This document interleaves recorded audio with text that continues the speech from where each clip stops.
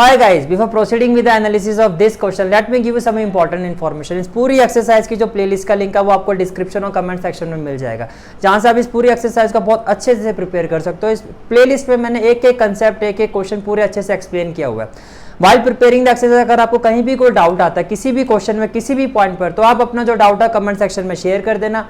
In the upcoming lecture जो भी आपका डाउट होगा उसको मैं उसका एनालिसिस मैं आपको करवा दूंगा, जिससे क्या होगा ये एक्सरसाइज आपकी बहुत अच्छे से प्रिपेयर हो जाएगी। तो let's start with the analysis of this question. Let's start. Question number 8 is a horse is tied to a peg at one corner of a square shaped grass field of side 15 metre by means of a 5 metre long rope as shown in the figure. देखो इस तरह से आपको figure में square field given है, figure में आपको एक स्क्वायर फील्ड गिवन है। क्वेश्चन के अकॉर्डिंगली ये जो फील्ड है इसकी साइड की स्क्वायर फील्ड है तो सारी साइड 15 मीटर होगी, से ये भी 15 मीटर होगा और ये साइड भी कितनी होगी आपकी 15 मीटर। से हॉर्स को हमने यहां पर बांधा हुआ है, वो हॉर्स को जिस रस्सी से बांधा हुआ है, जिस रोप से बांधा हुआ, उस रस्सी की जो लंबाई है वो कितनी है 5 मीटर है। उस रस्सी की जो लंबाई है वो कितनी है 5 मीटर। अब देखो या तो ये हॉर्स ऐसे जाएगा या ये हॉर्स ऐसे जाएगा।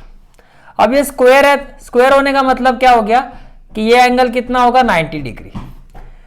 अब ये जो एरिया, ये इतना एरिया ये जो ग्रेज करेगा, आपको पहले तो ये फर्स्ट पार्ट में ये पूछा जा रहा है कि अगर इस रोप की लेंथ 5 मीटर है, अगर इस रोप की लेंथ 5 मीटर है, कितनी है 5 मीटर, तो ये भी 5 मीटर हो गया और यहां से भी कितना हो गया 5 मीटर।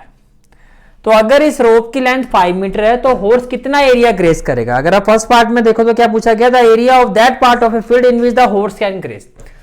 तो फर्स्ट पार्ट में area of part of field, area of part of field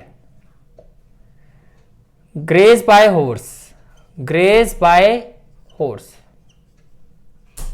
is equal to area of sector, is equal to area of sector। भाई ये आपका क्या होगा, एरिया ऑफ सेक्टर होगा। इतनी बात समझ में आ रही है, ठीक है।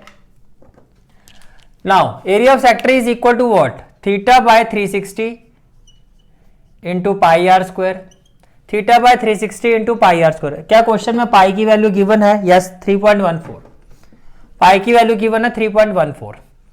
थीटा की जगह हम लेंगे 90 डिग्री, बिकॉज ये स्क्वायर है तो सारे एंगल 90 होंगे, तो ये हो जाएगा आपका 90 बाय 360। पाई की जगह आप लोगे 3.14 और ये आपका रेडियस है, जितना एरिया वो ग्रेज कर रहा है 5 और 5, तो रेडियस कितना होगा 5, तो 5 स्क्वायर कितना हो जाएगा 25। डेसिमल रिमूव करोगे तो यहां क्या आ जाएगा, यहां आ जाएगा 100। नाउ 25 1 जा 25, 25 4 जा 100, 25 4 जा 100। देन 0 से 0 कैंसिल हो जाएगा, 0 से 0 कैंसिल हो जाएगा, 9 1 जा 9, 9 4 जा 36। अगेन 2 2 जा 4, 2 1 जा 2, 2 5 जा 10 और ये हो जाएगा 2 7 जा 14। तो न्यूमरेटर में हो जाएगा 157, डिनोमिनेटर हो जाएगा 2 5 जा 8। न्यूमरेटर हो जाएगा 157 और डिनोमिनेटर हो जाएगा 2 4 जा 8। 157 को अगर मैं 8 से डिवाइड करता हूं, 157 को अगर आप 8 से डिवाइड करते हो तो ये आ जाएगा आपका 8 1 जा 8। 15 माइनस 8 कितना हो जाएगा 7 और ये हो जाएगा 77। 8 9 जा 72, 7 माइनस 2 कितना हो जाएगा आपका 50, डेसिमल 8 6 जा 48। देन 2 0, 8 2 जा 16 एंड 4 0 8 5 जा 40। तो जब रोप की लेंथ 5 मीटर है तो कितना एरिया ग्रेज करेगा horse, 19.625 metre square, 19.625 metre square. फिर नेक्स्ट पार्ट में आपसे क्या कहा जा रहा है, नेक्स्ट पार्ट में आपसे कहा जा रहा है the increase in the grazing area of the rope were 10 metre long instead of 5 metre. अगर ये जो लंबाई है रस्सी की, ये जो लेंथ ऑफ ए रोप है, अगर ये 5 मीटर की जगह 10 मीटर हो जाती है, कितनी हो जाती है 10 मीटर, 5 की जगह ये हो गया 10 मीटर, से यहां तक हो गया। अब ये कितना हो गया 10 मीटर, अब ये कितना हो गया 10 मीटर, यानी कि ये जो लंबाई है लेंथ ऑफ ए जो रोप है आपकी वो 10 मीटर है।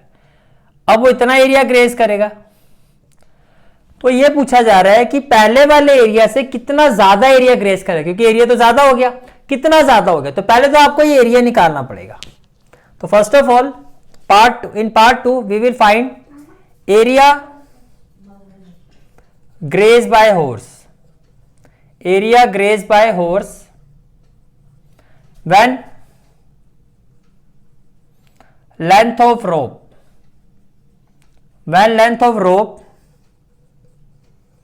is 10 मीटर इक्वल टू क्या हो जाएगा theta by 360 into pi r square. क्या हो जाएगा theta by 360 into pi r square.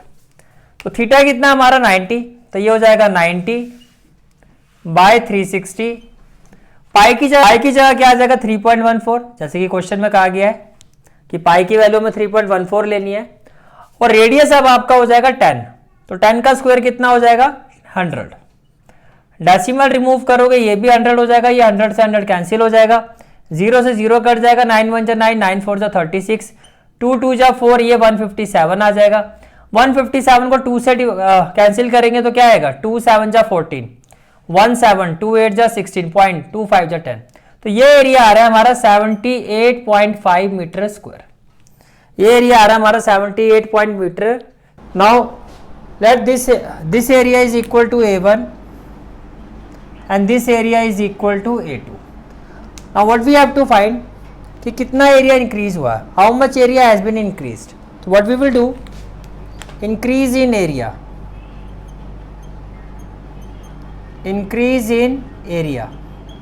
it will be equal to A2 minus A1. It will be equal to A2 minus A1.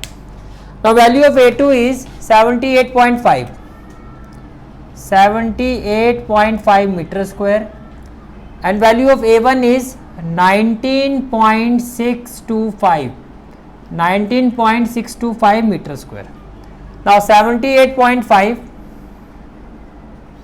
minus 19.625 0 0, 10 minus 5 5, 9 minus 2 7, 14 minus 6 8, 14 minus 6 8 and then 7, 17 minus 9, ये कितना हो जाएगा 8, 6 minus 1 5। तो final answer क्या आ जाएगा 58.875 metre square. And this is the final answer of this question. This is for today's class. I hope you like this class and if you like this class then do like share and subscribe my channel and don't forget to press the bell icon. Bell icon press करने से क्या होगा, जो भी मैं lecture upload करूंगा you will get the notification of that lecture. Thanks for watching this video.